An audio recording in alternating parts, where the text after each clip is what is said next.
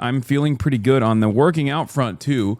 I'm fluctuating like crazy after my massive deficit week. I went up from, after I came back from Vegas, I was like 244, which is the highest I've been. That's like 20 pounds higher than where I was when I had a six pack, right? And I'm feeling chunky. I'm a chunky boy. But also at the same time, I'm not actually like putting up higher weight too. I got weaker, I got fatter, all this stuff. And it's like really frustrating. But I did a massive deficit week to just like reconfigure my brain a little bit. And obviously in the process, I still had like some high calorie days for my birthday. It is what it is. And then my first day on Monday, I had a high calorie day as well. But basically I've been dieting fairly well. And I'm going between like 235. I'm fluctuating between 235 and 238 right now. But on the weight side, on the putting up weight side, today I hit 285 with like such ease. I hit 285 with such ease that I was like, oh, I'll do my top sit at 310 and take a look at the depth on this. I mean, look at the depth on this. Look at that. I'm butt winking basically. Look at that. I mean, my ass is gigantic. It's actually kind of crazy how big my ass is. I got a big ass. It is pretty ginormous, but these are all of the reasons as to like my pain has subsided and it's nowhere near as bad as it was. So all of these reasons combined have made me feel pretty good. It won't shrink by squatting. Yeah, I know. At this point, I just don't care. Yeah, I got a big fat ass. It is what it is. You know what I mean? Not really too much I can do about that. Start digging in your butt, Twin. Bro, Twin is digging in his butt. Twin is digging his butt down. Yeah, good upward curvature too. Tonier calves, mine are bigger. I mean, calves are just genetic. There's not really too much you can do about that. I work my calves out. What is this? Fear end. This is how most podcasters look, by the way. It's true. This is literally fear end. It's true. Why are you acting like it's a bad thing? Having a big butt, it's not great. Like, I used to be very self-conscious of my gigantic ass when I was much fatter, when I was younger.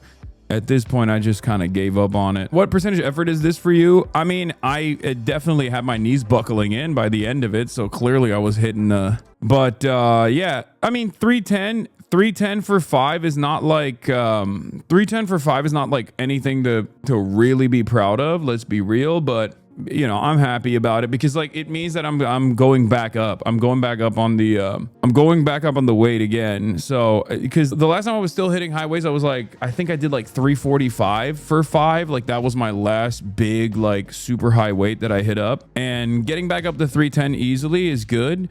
And I'm just going to take my time for it. I'm going to take my time with it. That's actually a decent amount to be repping for 5. Not necessarily. It's not a decent amount to be repping for 5 because I'm 6'4" and 235 pounds. So as someone who's like 6'4" and 235 pounds, like 310 is, you know, a little bit above my body weight, but I should be doing a lot more than that. I think I will be real. It's, you know, I'm gene cucked for sure. Like I do have, some people are just naturally built for this kind of thing. I'm not. I have a lot of advantages. I have a lot of genetic advantages. My height, obviously being one of the major advantages that I have, but there's also just a bunch of other issues there as well. Not to get all Sydney Sweeney with it, but like, you say 6'4" and hot, gene cuck, but like it took a lot to get to this. Okay, I didn't always look like this. Calm down. It's amazing that you have high standards for yourself, but please don't let those standards discount who you are in the moment. My max was only 495 at 6'3" at 320, but my deadlift was like 650, so don't feel too bad. Yeah, my deadlift is much higher, but even then I haven't hit like past the point of trap bar don't count. No, not trap bar. I'm talking, I do conventional now. How did you lose weight as a teen? Looking for advice, dog? I mean, I didn't lose my weight in the teens. I lost it in my 20s, in my early 20s. And it was partially because I was just surrounded by personal trainers. We were all broke. And the only like fun activity we had was basically working out and just like dieting. I need an answer. Did Finesse Ride cut your dick off? I am desperate. It did not. How did you set up your outside gym? I'm moving to a place in the backyard. I'm trying to set up. This is not my outside gym. This is my trainer's outside gym.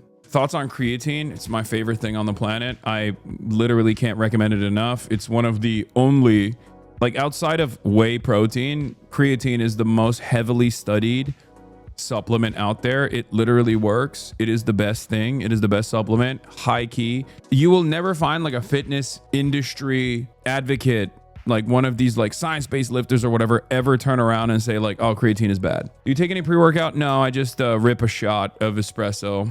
That's my creatine. I mean, that's my pre-workout. What does creatine do? I love answering this question every single time we're talking about working out in the mornings. Creatine fills your muscles with water. It just pulls water into your muscles and it makes your muscles much larger. It helps with your recovery. It helps you lift more weight. What do you mix creatine with? I just rip it straight pills.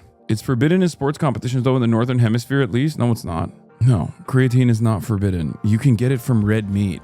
It's just impossible for you to get creatine from red meat without like getting heart disease. So just getting the creatine raw in the form of a pill or in the form of a supplement is just better. How do you dissolve creatine? Guys, I'm telling you, I rip it in the form of pills. I take creatine pills. I take creatine pills in the morning. Yeah, I just down it. Do you drink enough water to not fuck up your kidneys though?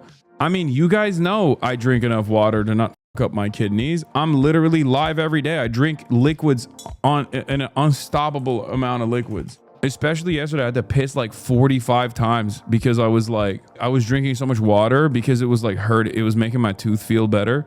So I was just like nonstop drinking. Also, it's not just water. Soda also still hydrates you. Coffee still hydrates you. People think that only water hydrates you. This is wrong, okay? Soda also has water in it. Like, it's still liquid. Yes. No, it's not. It's true. Oh my God. What is happening? Oh my God. Even coffee hydrates you. But it also has a diuretic effect. So at the end of it, you're probably pissing out more than you're taking in. But virtually every single thing that you drink, where is that list? Let's look at hydration of different liquids.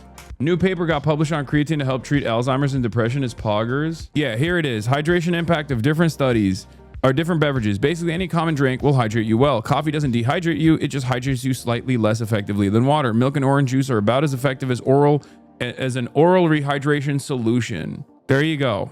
Still water. Beverage hydration index at 1. Sparkling water also at 1. But Diet Cola, sports drinks, oral rehydration solution is higher. Full fat milk and skim milk also higher in terms of hydration capabilities. Tell chat to link a more recent study if they want to talk shit. Yeah, this is from January 6, 2025. This is a research review on hydration. Do you feel finasteride affect your fitness in any way? I mean, considering that I've been taking it for years and years at this point, no, it's my base level. But I will say, when I don't take finasteride for an extended period of time, I get incredibly horny. But I don't really have issues with my sex drive already. So finasteride makes me a normal person. But if you do have issues with your sex drive already and you take finasteride, that might actually be an issue. What's your milligram of finasteride? I take half of a pill, so like around 0.5. I've actually decreased my finasteride dose and it's perfectly fine. My hairline has not moved back. But the reason why I was taking a 1 milligram finasteride when I first started taking him, and it did make me emotional, and it did actually cook my sex drive a little bit, and that's why I lowered the dose to half. And since then, I've never stopped taking half of a dose, and it's been perfectly fine with no repercussions, no negative side effects for me. And everyone's different, obviously. What would you look like without the finasteride? Probably bald. I take oral finasteride pills, half a milligram, and I take topical minoxidil, which is Rogaine. So are you saying that you are trans? Yes. I do take hormone replacement therapy. That's what finasteride is. It's HRT. It's a form of HRT. It's literally gender affirming care, which is ironic because a lot of men do this. Men that take TRT, for example, are quite literally doing an even higher version, an even bigger dose of gender affirming care. And yet those are the same men that are so transphobic, weirdly enough. Very annoying. All right, well, that's it. Personal news wise,